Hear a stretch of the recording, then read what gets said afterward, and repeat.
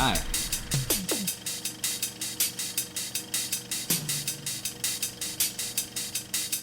Hi everybody, Coach Pete from SBG SoCal. We're trying to support our tribe by ensuring that you guys have some stuff that you can work on even though we're not able to meet. And so what I hope to do is to give you a couple of solo drill things that you can do by yourself or maybe with a partner at home. Hopefully you guys have heavy bags and that sort of stuff. You can also do some of this stuff without heavy bags, but I'm going to go over some of the things that we've been working on in class. Unfortunately, a lot of the stuff that I think that we would end up feeding you is you can get on YouTube. You can just look it up and find some bag drills and be working on that stuff as a solo way to work on technique and also to work on cardio and those kinds of things. But to make sure that you guys have the details about the sort of biomechanics that we're trying to put out for you guys to be working on when we're working together. I'm going to go over what some of those things are really quick. In terms of heavy bag drills and in terms of shadow boxing drills, I'm going to have you do some shadow boxing drills stuff first, which means that you won't need a heavy bag and you can just do this in your living room. You can do this in your garage or wherever you have the space to do that. You don't need a whole lot of space to be able to move around. My recommendation would be is that if you're not working on a bag and you're just doing some shadow boxing, that you do somewhere between 2 to 4 or 5 minute drills. Of course you can be doing footwork and of course you can be doing actual shadow boxing, but I want to talk a little bit about stance before we get there. The stance that we encourage you to have is that we want you to have your feet just a little, let me back up a little bit for the camera. We want you to have your feet a little bit more than shoulder width apart.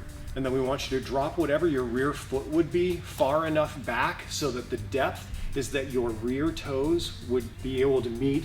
You'd rather be able to draw a line or put a stick between your rear toes to your front heel. And then I want you to be able to put both of your hands up high enough that you could actually touch your face, preferably your eyebrows. That's my own prejudice. A lot of coaches will say, want you to be able to keep your hands up. Sometimes I think that puts people to sleep. That's actually something that I think that I probably ripped off from Coach Matt a long time ago, which is touch your face instead of keep your hands up. If you have your hands up, I want you to have your hands at an obtuse angle rather than an acute angle. It's okay to have your hands out at an obtuse angle enough that they're here sort of T-Rex arms, but as soon as you start to pull your elbows away from your body, you are violating not only stand-up principles, but jiu-jitsu principles. So we want to make sure that you keep your elbows in near your ribs if you're going to do that. Also want you to have your elbows in. Want you to be able to, at that point, lower your center of gravity enough that your knees and your nose are more or less going to be over your toes, almost like you're playing basketball and want your knees soft. Also, if we're going to get really technical, we try to give you sort of the gross motor stuff first, but if we're going to get a little bit more technical, also want your shoulders up. I want your chin down and a little bit of having your hips tucked up underneath you. I also want your hips and your shoulders square. That's another prejudice for me. A lot of people like to have a more bladed sort of stance because I think more because it's comfortable or because they think it's sexy or because they think because Bruce Lee did it, it's a good idea. I think that this actually works against circumstances where you're going to be involved in self-defense or MMA where there's going to be takedowns that are going to be involved and that sort of stuff. And so I'm thinking a lot more football than I am fencing. So again, want your hips and your shoulders square, hands up high enough to be able to touch your face. Your hands can more or less be in front of you in an interview stance or one hand by your chin and the other hand by your jaw. If you're going to shadow box, again, I want you to be doing 2 to say 4 or 5 minute rounds. I want you to be doing offense and defense. I want to make sure that you're being as technical as possible when you're doing those things because you don't have to worry about having a whole lot of speed and power, but it's a really good chance for you to be able to work on technique. As far as technique stuff is concerned, you more or less when are throwing straight line attacks, I break everything down into straight lines and hooking lines, whether it's handed tools, foot tools, weapons. If you're going to be doing straight line attacks, I want you to more or less have your wrist, your elbow, and your shoulder locked out, and also want you to have it up high enough that if somebody inadvertently flinched or somebody was actually throwing a shot at the same time that you were throwing something, that you're actually covering your chin and your jaw as you do. In terms of throwing hooking line attacks, I would encourage, just for simplicity's sake,